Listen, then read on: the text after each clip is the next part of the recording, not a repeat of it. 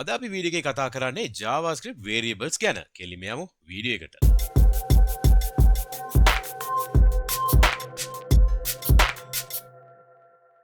Ivan මගේ front යාලු හැමෝටම ඔබ මේක තුල සිටින්නේ MCodes Frontend YouTube channel එකට. channel එකට අලුත් නම් subscribe කරලා MCodes family එකට එකතු වෙන්න. අද අපි කතා කරන්න යන්නේ JavaScript variables ගැන. එහෙනම් කෙලිම යමු demo එකට. මගේ මේ HTML page එකේ මම script එක externally call කරලා තියෙනවා විතරයි. මෙතන තියෙන නම script.js. අපි එන කෙලිම script.js file එකට යමු. right. මුලින්ම පළවෙනි ප්‍රශ්නේ මොකක්ද variables? ඇයි අපි JavaScript එකේ variables හදන්නේ? ලේසිම උත්තරේ මොකක්ද? variables හදන්නේ values hold කරලා තියාගන්න. එක තැනක store කරගන්න. එක තැනක ගබඩා කරගන්න. ඒකට තමයි variables හදන්නේ. මේ එක තැනක ගබඩා කරගන්නවා කියන්නේ මොකක්ද? එක තැන කියලා කියන්නේ computer එකේ memory එකේ store කරගන්න. ඒ value එක. ඒකට තමයි අපි variables හදන්නේ. හරිද? එතකොට අපිට ඒ ස්ටෝර් කරලා තියෙන value එක ඒ variable එකේ නම call කරලා අපිට ඕනම තැනකට call කරගන්න පුළුවන්. මම example එකක් කෙලිම ගේන්න. හිතන්න මට තියෙනවා console.log කියලා මම ලියනවා නිකන් values දෙකක් එකතු කරන්න කියලා. හරිද? 3 එකතු කිරීම 3 කියලා. හරිද? දැන් ඒ කීයද ඉලක්කම 6යි. හරිද? script.js first line එක කියලා තමයි මේ තියෙන්නේ. ඒකේ 6යි කියලා මට දුන්නා. හිතන්න මම තවත් ඔය වගේම එකක් දානවා කියලා. ඒක දෙනවා 6යි කියලා හිතන්න මට තවත් එකතු කරන්න ඕනි. මොකද්ද? 10ක් එකතු කරගන්න. 16යි. හරිද? දැන් මොකද්ද මේ දෙකේ තියෙන පොදු දේ මොකද්ද? 3 එකතු 3 කියන එක නේද? මට දැන් variable එකක් ගේන්න පුළුවන් නේ. කොහොමද variable එකක් හදන්නේ? හිතන්න ඔන්න හදන විදිහ ගැන තමයි මම කියන්න යන්නේ. වා කියලා දානවා. වා variable name එකක් දෙමු num1 කියලා. num1 එකට මම දාන්නම් 3+3. මම මේකම copy කරලා ගන්නම්. හරිද? right. ඉතින් මම 3+3 දාන්න ඕනේ නැහැ. මම මේකට 6යි කියලා දාන්නම්. කිසි ප්‍රශ්නයක් නැහැනේ. එතකොට මම මේ num1 කියලා කරේ මොකද්ද? memory එකේ location එක save කරනවා 6 කියලා num1 කියන variable එකේ. මේක දැන් save වෙන්නේ memory එකේ. එතකොට මට memory එකෙන් access කරන්න පුළුවන් මට අවශ්‍ය කරන තැන් වලට 3+3 තියෙන හැම තැනටම මට num1 call කරන්න පුළුවන්. ඉතින් මම මේක save කරපුවාම ඔයගලන්ට පේනවා අර ඉස්සලා තියපු 16යි මේ 6යි 16 කියලා ලස්සන්ට values දෙක මෙතනට output කරනවා. ඉතින් මොකක්ද උනේ? කෙලිම num1 කියන එක variable එකේ තිබ්බා. මට ඕන කරන තැන් වලට මට මේ number 1 කියන variable එක call කරන්න පුළුවන්. කෙලිම memory එකෙන් තමයි access කරන්නේ. දැන් මම මේකේ වාසියක් කියන්නම් variable හදන එකේ. variable හදන එකේ වාසිය තමයි ඔයගොල්ලෝ හිතන්න මේ 6 කියන ඉලක්කම මොන හරි අගයක් දුන්නේ business එකෙන්. ඔයගොල්ලන් client. හරිද? ඒ client දීපු මේ number එක ඔයා හිතන්න ඔයා ඇත්තටම මෙහෙම number 1 කියලා කොහෙවත් variable හැදුවේ නැහැ. ඔයා කරේ මේ 6 කියන එක හැමතැනම hard code කරගෙන ගියා. hard code කරනවා කියන්නේ හැමතැනම දාගෙන යනවා ඒ value එක change වුණොත් හදිසියේදී දැන් හිතන්න client change කරනවා මේක 16 කියලා. එතකොට ඔයගලන්ට මොකද්ද වෙන්නේ? script එක අපි තුමු 1000 lines තියෙනවා කියලා. line 1000ක් විතර. එතකොට ඔයා හැම තැනම මේ 6 කියන එක 16 විදිහට හදන්න ඕන. බලන්න කොච්චර වෙලා යයිද කියලා. සමහරට errors එන්නත් පුළුවන්. සමහර විට 6 කියන තැන 16 නෙවෙයි ඒකට 6 තමයි එන්න ඕනේ. හිතන්න මේ වගේ ලාකට වැරදුනා. හිතන්න කෝඩ් එක සම්පූර්ණයෙන්ම අවුල් යනවානේ. එතකොට ඔයාලට මොකද්ද කරන්න පුළුවන්? මේ වගේ variable name එකක් තිබ්බොත් ඔයාලට එක තැන විතරනේ හදන්න තියෙන්නේ. variable එක හදපු තැන විතරයි ඔයාලට මේක 16 කරන්න තියෙන්නේ. දැන් බලන්න 6 16 කරා. මම මේක save කරා. බලන්න 16 26. ඔක්කොම ලස්සනට access කරන්න පුළුවන්. මට මේ variable එකේ තියෙන්නේ memory එකේ මට පුළුවන් 16 විතරයි කරන්න තියෙන්නේ. හරිද? right. දැන් මම මේ මොකද්ද මේ variable එකේ store කරන්න value එක? integer value එක. අපිට පුළුවන් නේද store කරන්න string එකකුත්? ඔව් පුළුවන්. ඇයි නැත්තේ? අපි එහෙනම් string එකකුත් මේ දාමු. වා අපි ලියමු channel name කියලා. හරිද? channel name එකට දාමු MCodes කියලා. MCodes කියලා දාමු. හරිද? මම මේක save කරන්නම්. save කරපුවා මොකද උනේ? error එකක් දුන්නා නේද? මොකද error එක? දැන් බලන්න line number 3. ඇයි අපිට මේ වගේ error එකක් දුන්නේ? මොකද්ද මේකේ තියෙන්නේ? reference error. MCodes is not defined. It's not defined කියලා තමයි තියෙන්නේ. define කරලා නෑලු. ඇයි ඒ? මම මේක ඔයගලන්ට හොඳට තේරුම් කරන්න. මොකද්ද මේ කතාව? මේ error එකේ තේරුම මොකද්ද? ඔයගොල්ලෝ දන්නවා JavaScript code එක convert කරගන්නවා machine code එකකට. දැන් JavaScript එක read කරන්නේ මෙහෙමනේ.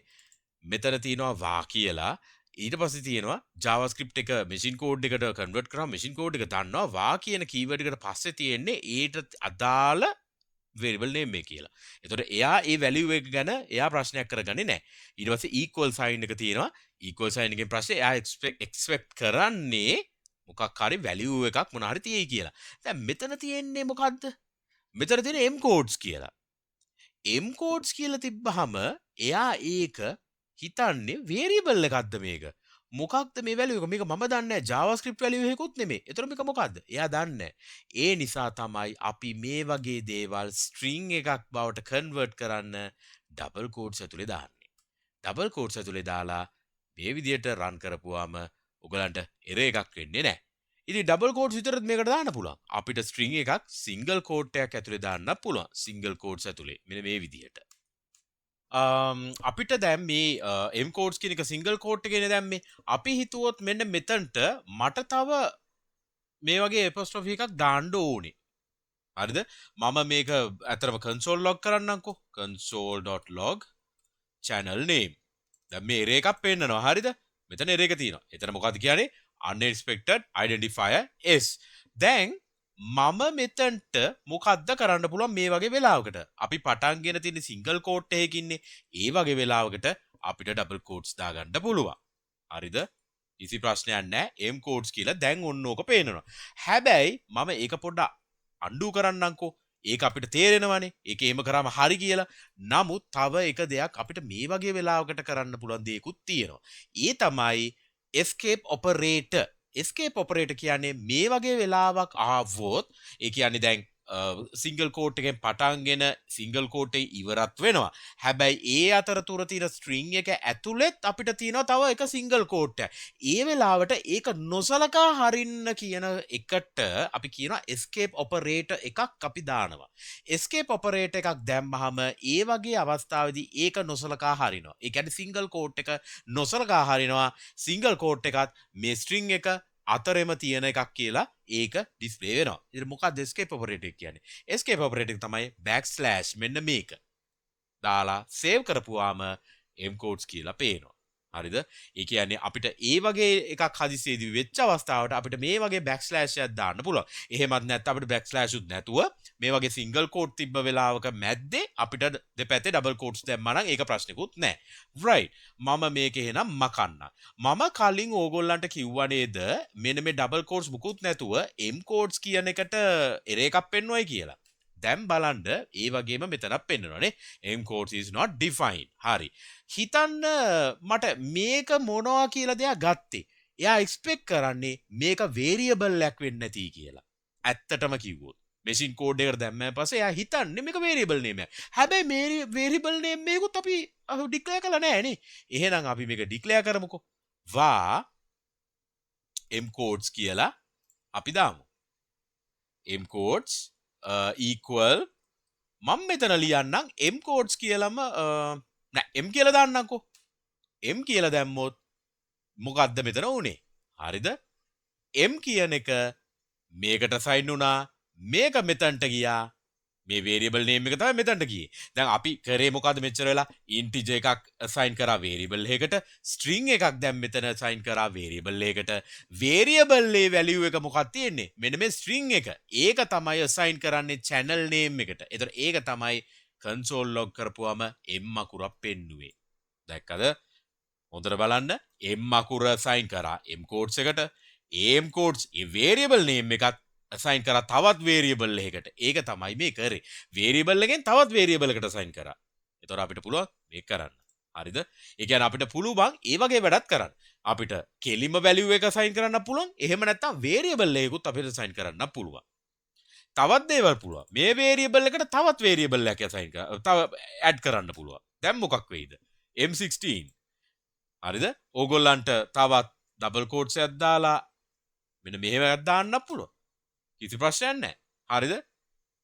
මේ හැමදේම අපිට කරන්න පුළුවන් variable use කරලා. එකම දේ දැනගන්න ඕනේ ඔයගොල්ලෝ error එකක් ආවොත් බය වෙන්න එපා. දැන් හිතන්න වැරදිලා මගේ මේ keyboard එකේ වැදිලා හරි වැරදිලා හරි මම මෙහෙම වුණා. මේ MCodes එකට මේ 1 කියලා වැදුනා. MCodes 1 කියලා කොහෙවත් නැහැ. MCodes 1 is not defined. කොයිද තියෙන්නේ line number 3. line number 3 එකට ගියා. බලුවා. අපි දාපු නම නෙමෙයි මේ තියෙන්නේ. ඒක කෙලිම අප්ඩේට් කරා. වැඩේ හරි. රන් වෙනවා.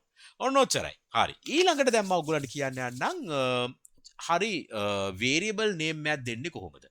variable name එකක් හරියට දෙනවා නම් අපි දෙන්න ඕනේ කොහොමද? variable name එකක් අපි ලියද්දී අපි ලියමු මෙහෙම. වා variable name එක. දැන් අපි ගමුකෝ මේ name එකම channel name නේ. එහෙමනේ ලියලා තියෙන්නේ. අපි channel name වචන දෙකක එකතුවක් හැටියටනේ අරන් තියෙන්නේ. අපිට කවදාවත් බෑ වචන දෙකක් ස්පේස් එකක් දාලා ලියන්න. හරිද?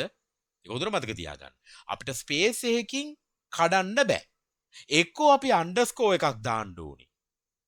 හරිද? එහෙම නැත්නම් අපි දෙවෙනි වචනේ කැපිටල් කරලා පළවෙනි අකුර. මේකට කියනවා camel case කියලා. camel case කරනවා කියලා තමයි මේකට කියන්නේ. මෙහෙම දැම්මහම ටිකක් readability පැත්තෙත් හොඳයි. අනිත් එක අපිට ඕනම තැනක අපිට numeric අගයක් දෙන්න පුළුවන්. අන්තිමට දෙන්න පුළුවන්. මැද්දේ දෙන්නත් පුළුවන් numeric value එකක්. හැබැයි මේ variable එකට මුලින් අපිට variable name එකක් දෙන්න බෑ. දුන්න ගාම මේ visual code editor එකෙන් error එක පෙන්නනවා. කවදාවත් ඒක කරන්න බෑ. අපිට special characters දෙන්නත් බෑ. ඒ කියන්නේ at sign එකක් ඒව දෙන්න බෑ. දැන් ඔයගොල්ලන්ට පේනවා at sign දීපු ගමන් ඒ ප්‍රශ්නේ. හැබැයි එකම එක special character එකක් අපිට දෙන්න පුළුවන්. ඒ මොකක්ද දන්නවද? dollar mark එක. ඒක ගන්නවා. ඒතර ඔයගොල්ලෝ මතක හොඳට මතක තියාගන්න. ඔයගොල්ලොන්ට variable name එකක් දානවා නම් පුළුවන් නම් camel casing වලින් යන්න. ඒක ගොඩක් ලේසි. දැන් මේ වගේ වෙලාවකට මම මේ 11 කියලා මෙතන ලිව්වා. මෙහෙම දාන්න එපා කවදාවත්. හරිද? ඔයගලන්ට ඩොලර් මාක් එකක් දානවා නම් ඩොලර් මාක් එකක් දාන්න පුළුවන් කිසි ප්‍රශ්නයක් නැහැ. camel casing විදිහට දැම්මාම පොඩ්ඩක් readability පැත්තෙන් ඒක ටිකක් හොඳයි. අනිත් එක meaningful නමකුත් දාන්න. දැන් අපි හිතමු වා a හරිද? equal 10 හරිද? වා ඊට පස්සේ b equal 20. දැන් ඔහොම දාපුවාම අපිට තේරෙනවා අපේ වැඩේ වෙනවා ඇති. නමුත් A කියන්නේ මොකද්ද B කියන්නේ මොකද්ද කියන එක අපිම නම් හැමදාම ඩෙවලොප් කරගෙන යන්නේ ප්‍රොජෙක්ට් එක කිසි ප්‍රශ්නයක් නැහැ. තව කෙනෙක් ඩෙවලොප් කරද්දී එයා දන්නේ නැහැ මම A කියලා ලිව්වේ මොකද්ද? B කියලා ලිව්වේ මොකද්ද? අපි ගොඩක් වෙලාවට කම්පැනි එක හරි ටීම් එකක් එක්ක එකතු වෙලා වැඩ කරද්දී අපි කොලැබොරේටිව් වෙලානේ මේ වැඩ කරන්නේ. ඒතකොට එක එක්කෙනාට මේ වේරියබල් මේ කෝඩ් එක තනියම වුණත් රීඩ් කරලා තේරුම් ගන්න පුළුවන් වෙන්න ඕනේ. ඒකට තමයි අපි හැමදේම හරියට නේම් කරන්නේ. හරිද? රයිට්. අනිත් එක තමයි තව දැන් වේරියබල් එකක් දානවනේ. දැන් අපි හිතමු මෙහෙම නමක් දෙනවනේ.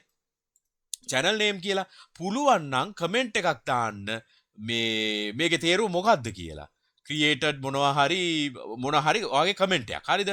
මම දැනට මේ වගේ දාන්නම්. මේ කමෙන්ට් එකක් දාන්නේ මෙන්න මේ විදියට කමෙන්ට් කරලා තියන්න. මේ වේරියබල් එකේ තේරුම මොකද්ද කියන එක. හරිද? එතකොට මේක readability පැත්තෙන් හොඳයි. this variable says හරි මොනවා හරි මොකක් හරි මේ variable එක වෙන්නේ මේකයි කියලා කියන්න. එතකොට readability පැත්තෙන් හොඳයි. right. එහෙනම් ඔය ටික තමයි අපිට මේ variable පාඩමේ ඔයගොල්ලන්ට කියන්න ඕන උනේ variables කොහොමද හදන්නේ? හරි විදිහ මොකද්ද? variable වලට අපිට strings ගේන්න පුළුවන්. variable එක ඇතුලේ අපිට integer value එකක් දෙන්න පුළුවන්. concatenate කරන එක, ඒ කියන්නේ එකතු කරන එක, combine කරන එක. ඒ වගේම variable වලට variable call කරන්නත් පුළුවන්. ඔන්න ඔය දේවල්. ඒ වගේම variable namings වල best practices. ඔය හැමදේම අපි කතා කරා. ඉතින් අපි ඊළඟ වීඩියෝ එකේ හම්බෙමු මේ keywords ගැන. ඒ කියන්නේ variable වලට අපිට පාවිච්චි කරනවා let, const සහ var කියන එක. ඔය තුනේ difference එක මොකද්ද? ඕව ගැන හොඳ වීඩියෝ එකක් මම සෑස්ති කරන් ඉන්නේ. අපි එහෙනම් ඊළඟ වීඩියෝ එකේ ඒ ගැන කතා කරමු. එහෙනම් හැම දිනාටම ජය වේවා. cheers අපි ගියා.